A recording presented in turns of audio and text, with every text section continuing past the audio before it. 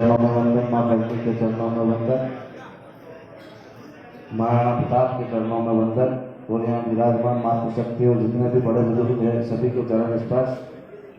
जितने भी युवा साथी और हमारे भाई हैं सभी को जय माता दी। आज जितने भी लोग यहाँ लाइव चला रहे हैं वो अपनी आइडियो से इसको शेयर भी करें, क्योंकि अब जो स्थितियाँ पैदा हो रही है और ये बातें सब तक जाना चाहिए, सब तक पहुंचना चाहिए, क्योंकि अब जो समय है उनने रोकने की कोशिश बहुत की है पर वो रोक नहीं पाए। अब षड्यंत्रों के तहत अफवाह फैलाएंगे, कुछ न कुछ नए योजनाएं लाएंगे कि इस आंदोलन को रोका कैसे जाए।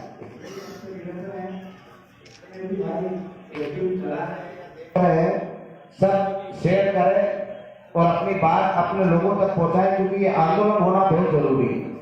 ये आंदोलन है, रहेगा, चाहे किसी भी परिस्थितियां रहे, कुछ भी रहे। हमारी तरफ से कभी ये मैसेज नहीं आएगा कि आंदोलन निरस्त है। भले मुझे अकेले को जाना पड़े तो मैं अकेला जाऊंगा, पर 8 जनवरी को भोपाल जरूर जाऊंगा और जम्मू मैदान में जाकर बैठूंगा। जब तक हमारी मांगे नहीं मानी जाएगी तब तक 8 तारीख से लगा के भूख हड़ताल रहेगी, ये भी निश्चित है। तो आप किसी भी भ्रम में ना आए कि वो आंदोलन कैंसिल होगा। अब आज हम कल से हम देख रहे हैं, लोगों के फोन भी आ रहे हैं हमारे पास, बहुत सारे लोगों पर भ्रामक चीजें भी जा रही है कि कांग्रेस वाले आंदोलन करा रहे, कुछ बोल रहे हैं कि बीजेपी वाले जो नाराज लोग हैं वो करवा रहे हैं।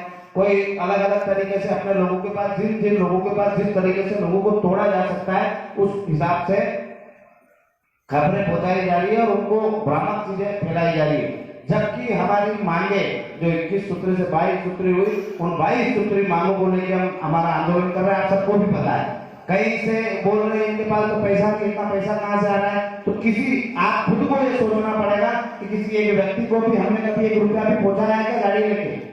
क्या आपको ये 10,000 रुपए दे रहे हैं और गाड़ी लेके आना है, कभी पहुंचाया है?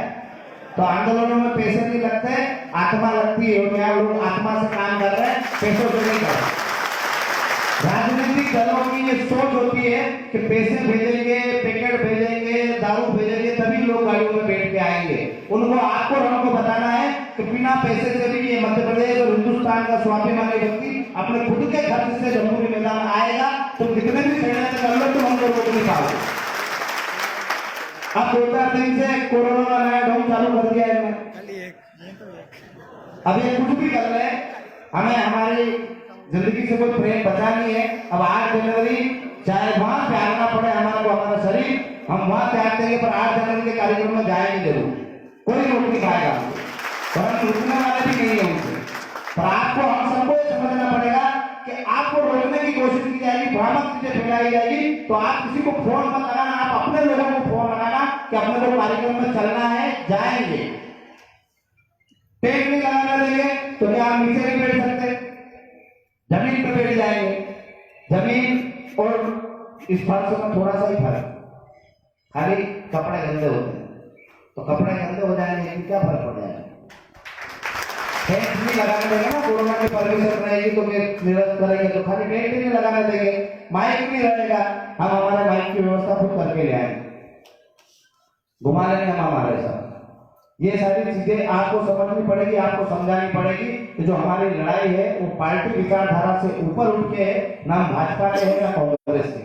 हम हमारी 22 सूत्री मांगों के हैं, हम हमारे समाज के हैं और हम 36 कौम के। सबसे ज्यादा मिर्ची इनको इसलिए लग रही है कि 36 कौम क्षत्रिय समाज के साथ क्यों आ रहा है, क्यों इनके साथ कंधे से कंधा मिला के लड़ रहा है, क्यों इनकी बात मान रहा है, क्यों इनके साथ आंदोलन में आ रहा है। सबसे बड़ी मिर्ची इनको है कि क्यों सारे संगठन एक साथ जा रहे हैं, क्यों इनमें आपसी लड़ाई नहीं हो रही है, क्यों इनमें मंच की लड़ाई नहीं हो रही है, क्यों इनमें जाति की लड़ाई नहीं हो रही है। इसकी मिर्ची है। अभी ये संगठन जो विराजमान है ये आपस में लड़ते हैं, उनको खुशी होती है, चाहते हैं कार्यक्रम हो।